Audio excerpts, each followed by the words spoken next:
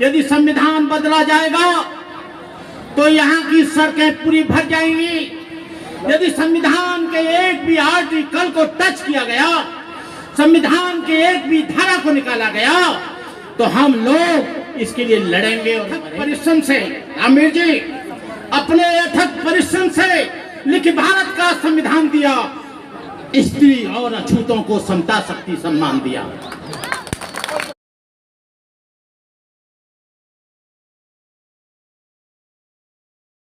Video में बोले गए शब्द वक्ता द्वारा खुद के अपने व्यक्तिगत विचार हैं, जिससे सुपर जस्टिस न्यूज चैनल का कोई भी प्रत्यक्ष व अप्रत्यक्ष रूप से संबंध नहीं है। मैं सबसे पहले इस कार्यक्रम के आयोजक संयोजक, ये बाद में ढोलक खोलक बजाइए भाई, जब कार्यक्रम खत्म हो जाए ढोलक बोलक मत बजाइए, आप खूब बजाते रहना पूरी रात। ये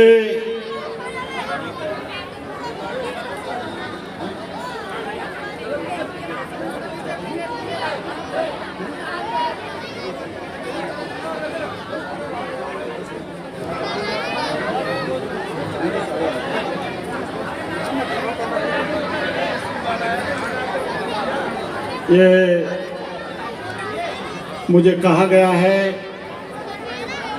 कि आप 15-20 मिनट में अपना वक्तव्य समाप्त करें। ये अंबेडकर का जो मिशन है या ज्योतिराव फुले का जो मिशन है, वो जादू टोना गंडा ताबीज या गाने का धर्म नहीं है। वो एक विचारधारा है, एक आइडियोलॉजी है। डॉक्टर अंबेडकर ने अपनी जिंदगी में कहीं गाना नहीं गाया, ज्योतिराव फुले ने कहीं भी अपना नाटक नहीं कराया। ज्योतिराव फुले ने और अंबेडकर ने केवल शिक्षा पर बल दिया। उन्होंने शिक्षा के बगैर कहा कि आदमी अधूरा है। ये सामाजिक क्रांति के जो अग्रदूत थे, चाहे तो ज्योतिराव फुले रहे हों, चाहे गाड़गे महाराज रहे हों, चाहे बुद्ध रहे हों, आपको मालूम होना चाहिए कि जो भारतीय समाज का अड़ियल और सड़ियल ढांचा था, उस समाज को परिवर्तन करने के लिए 2500 वर्ष पहले बुद्ध आए, महावीर स्वामी जैन और गुरु नानक आए, कबीर आए, गुरु नानक आए, ज्योतिराव फुले आए, और उसके बाद तमाम गाड़गे महाराज से लेकर साहूजी महाराज आए। उसके बाद हमारे काशीराम जी आए। तमाम महापुरुषों का सिलसिला चलता रहा। काशीराम हमेशा कहा करते थे, ये समाज के लोगों, तुमको यदि गाना बजाना या अपने मनोरंजन का काम करना है तो सामाजिक मंचों से उन्हें दूर रखना, नहीं तो तुम्हारा पूरा का पूरा विचारधारा उसमें चली जाएगी। बाबा साहब अंबेडकर एक व्यक्ति नहीं थे, काशीराम जी एक व्यक्ति नहीं थे, ज्योतिराव फुले एक व्यक्ति नहीं थे। ज्योतिराव फुले ने अपनी जिंदगी में जो सहन किया, ज्योतिराव फुले ने जो जुल्म देखा, ज्योतिराव फुले ने जो अत्याचार देखा, ज्योतिराव फुले ने जो अपमान देखा, ज्योतिराव फुले ने जो अपनी बेइज्जती देखी, अंबेडकर का और उनका ठीके की जैसा जीवन था। बाबा साहब अंबेडकर ने जब अपने जीवन में देखा कि इतना जुल्म क्यों होता है, इतना अत्याचार क्यों होता है, बाबा साहब अंबेडकर ने कहा कि इसके पीछे एक ही कारण है कि हजारों वर्षों से हमारे लोगों को शिक्षा से दूर रखा। जब ज्योतिराव फुले ने देखा कि ये समाज क्यों भटका हुआ है, उसका मतलब एक ही है कि हमारे समाज के लोग जो हैं वो अशिक्षित हैं और उनसे शिक्षा का अधिकार ले लिया गया है। आपके लिए ग्रंथों में लिख दिया गया था, स्त्री सूत्रो नाद्यताम सबरे तपज परिपूर्णाम धारणा शरीर भेद उच्चारण ज्ञात। स्त्री और शूद्र के लिए विद्या वर्जित है। यदि वो एक भी शब्द पढ़े, उसके कानों में गरम शीशा करके डाल दे। ये बाबा साहब अंबेडकर ने देखा, मनुस्मृति को जला डाला। बाबा साहब अंबेडकर व्यक्ति नहीं थे। बाबा साहब अम्बेडकर एक आंदोलन थे। बाबा साहब डॉक्टर अम्बेडकर एक ऐसी चिंगारी थे जिन्होंने हिंदुस्तान के तमाम भारत के लोगों को बदलने का काम किया। जुल्म और सितम की बिजलियां किस पर पड़ी? जुल्म और सितम की बिजलियां किस पर पड़ी? दलित आंखें किसके ऊपर थी गड़ी? किसकी किरणें देख सूरज था लजीला हो गया? किसके तरकों से भ्रमर पीला हो गया? तुम अछूतों का हकीकी लीडर कौन था? निर्बन्य अर्थों का लीडर कौन था? सच बताओ, कौन निद्रा से जगा कर चल दिया? किसकी मेहनत ने तुम्हें फल दिया? कोट जंजन को देके सुनता है पुनर्जीवित किया। मनु कारागार को किसने गिराया? बोलिए कौन था जिसने ये कहा मनुस्मृति जलाओ, अस्पृश्यता मिटाओ, छुआछूत का खात्मा करो? बाबा साहब अम्बेडकर एक व्यक्ति नहीं था, उस पर शील और प्रज्ञा का अनुशासन था, करुणा का अनुशासन था। अनुशासन उससे सबक लेता रहा, त्याग उससे शर्मिंदा होता रहा, वीरता उसके कदम चूमती रही, उसे अपने शत्रुओं पर भी तरस आता रहा। लोगों ने उसके लिए फूल चुने थे, मगर तुम्हारे लिए, तुम्हारे समाज के लिए कांटों को अर्पित कर डाला। उसके जीवन में तूफान भी आए थे, आंधियां भी चली थी, लेकिन क्या मजाल उसके कदम डोले। लोभ और अहंकार, भय और संकीर्णता उसकी चौखट से निराश होकर लौटते रहे। बाबा साहब अम्बेडकर ने तुम्हारे लिए, तुम्हारे समाज के लिए 4-4 बच्चों की बलि दी। बाबा साहब अम्बेडकर ने तुम्हारे लिए कोई गाना नहीं गाया था। बाबा साहब अम्बेडकर ने तुम्हारे लिए कोई मनोरंजन का मंच नहीं लगाया था। बाबा साहब अम्बेडकर दिन रात ये चिंतन करते थे कि तुम्हारी गुलामी की दास्ता की बेड़ियां जो पड़ी हैं तो कैसे कटें। बाबा साहब अम्बेडकर ने तुम्हारी गुलामी की दास्ता की बेड़ियों को काटने के लिए, बाबा साहब अम्बेडकर जब जा रहे थे लंदन, जो कम्युनल राइट्स था उसको लेने के लिए, तो उनकी पत्नी ने कहा ये बच्चा मर जाएगा, मत जाओ, ये बच्चा खत्म हो जाएगा। बाबा साहब अम्बेडकर ने कहा यदि आज मैं लंदन नहीं गया तो 17 करोड़ बच्चे मर जाएंगे। अरे रमा, एक बेटा मरेगा तो कोई बात नहीं है, लेकिन मैं 17 करोड़ बच्चों को बचाने का काम करूंगा। बाबा साहब अम्बेडकर ने उन 17 करोड़ बच्चों को बचाया। बाबा साहब अम्बेडकर ने तुमको एजुकेशन का राइट दिया, तुमको पॉलिटिकल राइट दिया, तुमको सामाजिक सोशल राइट दिया। आज आप जो पढ़ लिख कर यहाँ पर बड़े बड़े महलों में रह रहे हो, ये बाबा साहब अम्बेडकर की देन है। तुमने कभी हाथ तुड़ाया? बाबा साहब ने पानी पीने के लिए अपना हाथ तुड़ाया था। आज आप अपने घरों में बैठकर एक्वागार्ड का पानी पीते हो। बाबा साहब अम्बेडकर ने अपनी उस गाड़ी में बैठकर, तांगे वाले ने तांगे को चलाने से मना कर दिया था। बाबा साहब अम्बेडकर ने जब तांगा चलाया, उनकी टांग टूट गई। आज आप मर्सिडीज गाड़ी में घूमते हो, आज आप एम्पाला गाड़ी में घूमते हो, आज आप मारुति गाड़ी में घूमते हो, आप तमाम होंडा गाड़ी में घूमते हो। ये बाबा साहब डॉक्टर अम्बेडकर की देन है। बाबा साहब डॉक्टर अम्बेडकर नहीं होते तो आपकी हालात क्या होते? आपको बता दें कि ये देश में बदलाव आ रहा है, यहाँ पर नया पार्लियामेंट बन रहा है, आपके संविधान को बदला जाएगा, आपके ऊपर मनुस्मृति थोपी जाएगी, आपको रास्तों पे चलना रोका जाएगा, आपको शिक्षा को रोका जाएगा, आपकी राजनीतिक कारणों को रोका जाएगा, आपके सामाजिक आंदोलनों को रोका जाएगा। बाबा साहब अम्बेडकर को समझने की कोशिश करो रामवीर जी, समझने की कोशिश करो। आप लोग यहाँ के जो लोग हैं, हमारे महेंद्र सिंह जी और यहाँ के रामवीर सिंह जी, प्रदीप बौद्ध जी, करण सिंह गौतम जी, नरेश घंटे जी और इंजीनियर जितेंद्र जी, धीरज कुमार जी, मोहन लाल जी, ललित सूर्यवंशी जी, ओम प्रकाश जी, राजकुमार जाटव जी, कृष्णा सिंह जी, अनिल कुमार, समरंजन सिंह जी, आपके ये गौतम मोहन जी, आपके राहुल सागर जी, आपके आकाश सिंह जी, राजेश सूर्यवंशी, एडवोकेट विपिन कुमार जी, संगीता सिंह जी, बबीता सिंह जी, रजनी सूर्यवंशी जी। आपको बता दूं, मैं यहाँ पर पढ़ाने के लिए आया हूँ। मैंने 40 वर्ष अविवाहित होकर मैंने तुम्हारे समाज को एमए करने के बाद, डबल एमए करने के बाद मैंने तुम्हारे समाज को समय दिया, और मुझे कहा जाता है 15-20 मिनट बोलो। इस समाज को कैसे जगाओगे? इस समाज को कोई और जगाने वाला नहीं है। बाबा साहब की विचारधारा की चर्चा होनी चाहिए। ये ज्योतिराव फुले की जयंती है तो ज्योतिराव फुले की चर्चा होनी चाहिए। यदि अम्बेडकर जयंती है तो अम्बेडकर की चर्चा होनी चाहिए। इसमें कोई बुरी बात नहीं है। समय बदल रहा है, समय बिल्कुल परिवर्तन नहीं हुआ है। भारत स्वतंत्र हो गया, भारत की बेड़ियां कट गई, 19 सितंबर सन 1932 को बाबा साहब ने जलाया था उस काले कानून को। बाबा साहब अम्बेडकर ने आप लोगों के लिए यहाँ पर स्वतंत्रता दे गया, लेकिन कहीं स्वतंत्रता मिली नहीं मिली। राजनीतिक स्वतंत्रता मिली, लेकिन सामाजिक स्वतंत्रता नहीं मिली।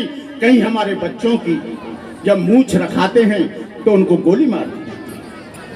हमारा दूल्हा निकलता है तो घोड़ी से उतार कर उसको गोली मारी जाती है। हमारे बच्चे पढ़ते हैं, हमारे बच्चों को फांसी दे दी जाती है। हमारे गांव में जो लोग रहते हैं उसकी जवान बहन बेटियों के साथ बलात्कार होता है। हमारे जो लोग पढ़ते हैं, आपको बता दें, आपको यदि बदलाव लाना है, 2024 को रोकना है, आपको अपने घरों में बैठकर चिंतन करना पड़ेगा। आपको बता दें, 2 अप्रैल 2018 को एट्रोसिटी एक्ट को कमजोर करने की कोशिश की गई। ये एक्सपेरिमेंट करते रहते हैं, ये एक्सपेरिमेंट करके देखते हैं कि इसका रिएक्शन क्या होगा। लेकिन हम तमाम नौजवानों को, इस देश के बहुजन समाज के लोगों को हम बधाई देते हैं कि उन लोगों ने इसका मुकाबला किया और हमारे 14 बच्चे, केवल जाटव कम्युनिटी के बच्चे शहीद हो गए। उन्होंने चिंता नहीं की। आपको बता दें, आप लोग शहीद होने के लिए, कुर्बानी देने के लिए तैयार हो जाओ। बाबा साहब डॉक्टर अम्बेडकर ने कहा था, जो कौम शहादत नहीं दे सकती वो रोजाना मरती है, जो कौम कुर्बानी नहीं दे सकती वो कौम रोज हत्या होती है। मैं आप लोगों से कहना चाहता हूं इस मंच के माध्यम से, जो इस कार्यक्रम के आयोजक और संयोजक हैं, जो राठौर धर्मशाला के सामने जो कार्यक्रम हो रहा है, जो भीमराव अंबेडकर जन कल्याण संघर्ष समिति के लोग हैं, भंते करुणाकर को दान दो मत दो कोई फर्क नहीं पड़ता, लेकिन जो पैसे को तुम, जो हमारे लोग अपनी कड़ी मेहनत का आपको चंदा करके पैसा देते हैं, उस पैसे को अंबेडकर की जीवनी बंटवाओ, बुद्ध की किताब बंटवाओ, ज्योतिराव फुले का जीवन संघर्ष बंटवाओ।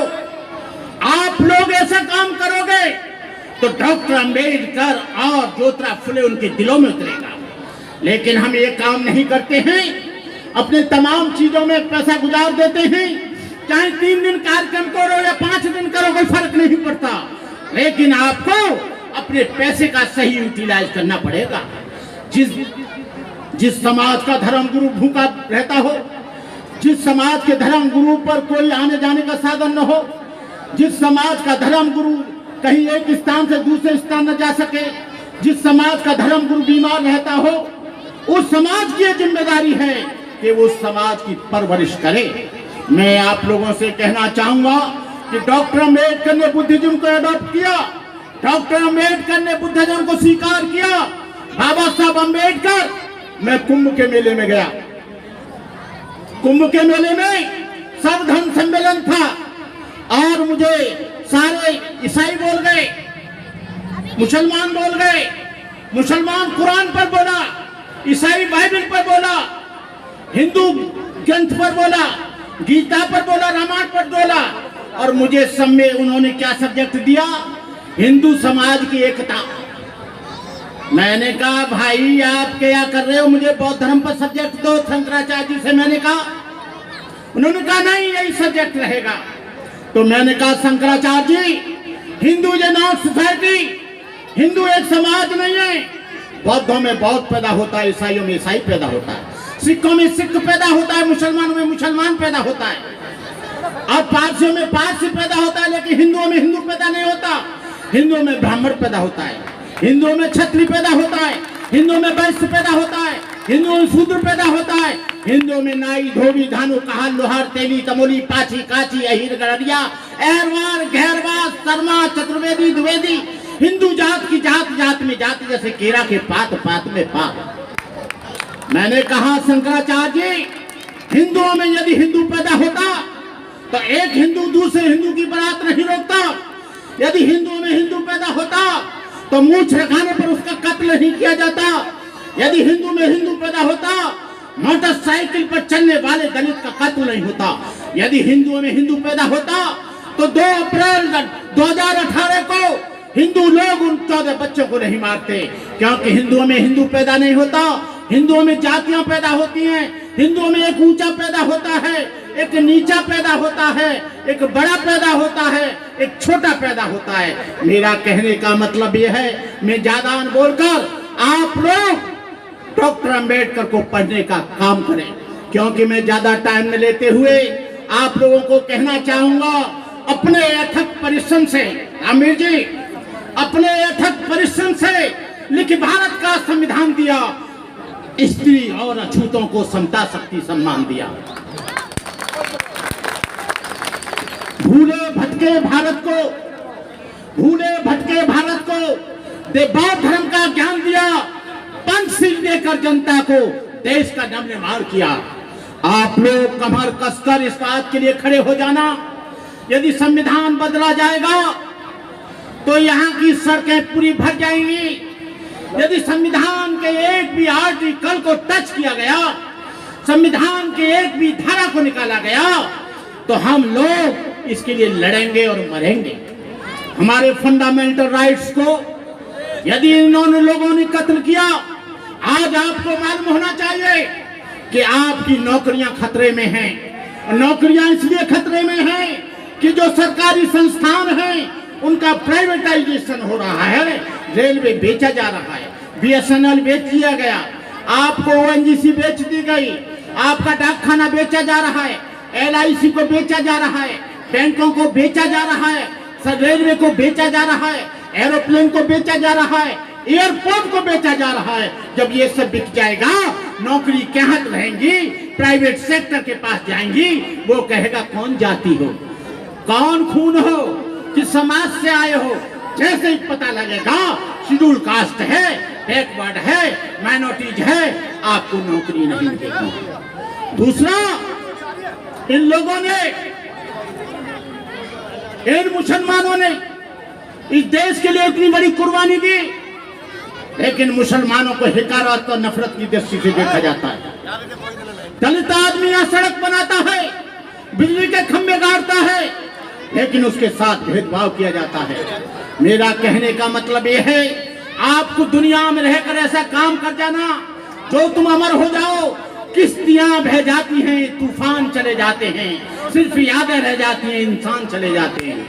गुल छड़ाने की लहर पर जिनसे उम्मीद थी, वो भी पत्थर लग गए सीने पे मर जाने के बाद। मैं लास्ट में आप लोगों से एक गुजारिश करूंगा, मैं कोई मंत्र नहीं दे रहा, मैं कोई भाग्य भगवान की बात बताने नहीं आया, मैं कोई गंदा ताबीज तुम्हारे गले में बांधने नहीं आया।